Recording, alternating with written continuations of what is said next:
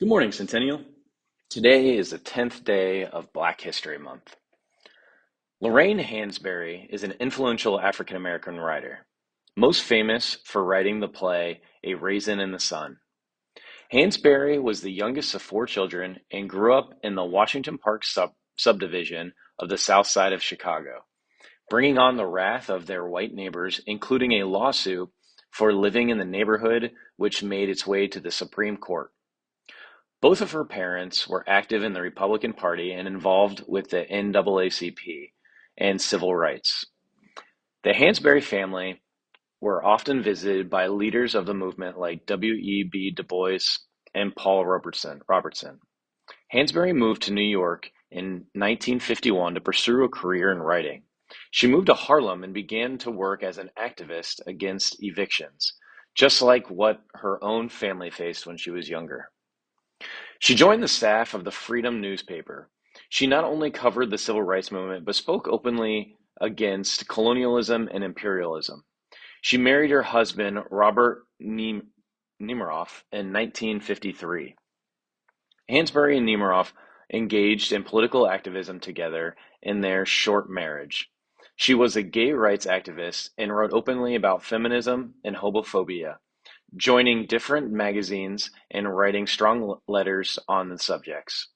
Hansberry was a champion for the people who had no representation because felt she herself knew what it was like to have their voice ignored. In 1957, she separated from her husband, though they continued to work together. It was in 1957 that Hansberry wrote her most famous work to date, A Raisin in the Sun. Opening on March 11, 1959, A Raisin in the Sun became the first play to be produced by an African American woman on Broadway. It followed an African American family moving into the white neighborhood in Chicago and the backlash they faced because of it. Hansberry drew inspiration from the following poem entitled Harlem by Langston Hughes. What happens to a dream deferred? Does it dry up like a raisin in the sun? Or fester like a sore and then run? Does it sink? Does it stink like rotten meat? Or crust and sugar over like a syrupy sweet? Or maybe it just sags like a heavy load? Or does it explode?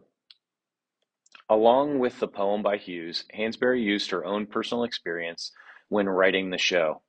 The deep emotions and realism that are presented connected with an untapped audience, and it found wild success.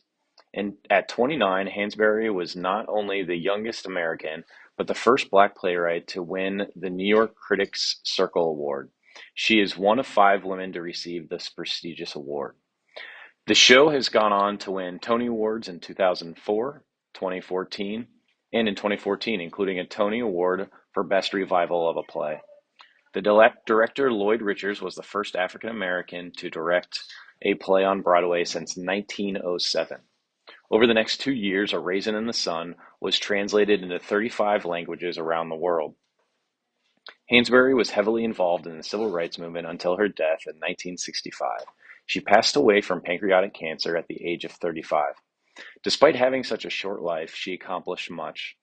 Her work in political spheres opened the door for generations to come.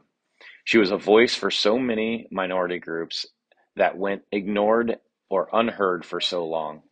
Hansberry's involvement with the feminist movement propelled African American women further in the fight for equality. Without her grit and passion for justice, we would not be where we are today, and for that we say thank you to Lorraine Hansberry.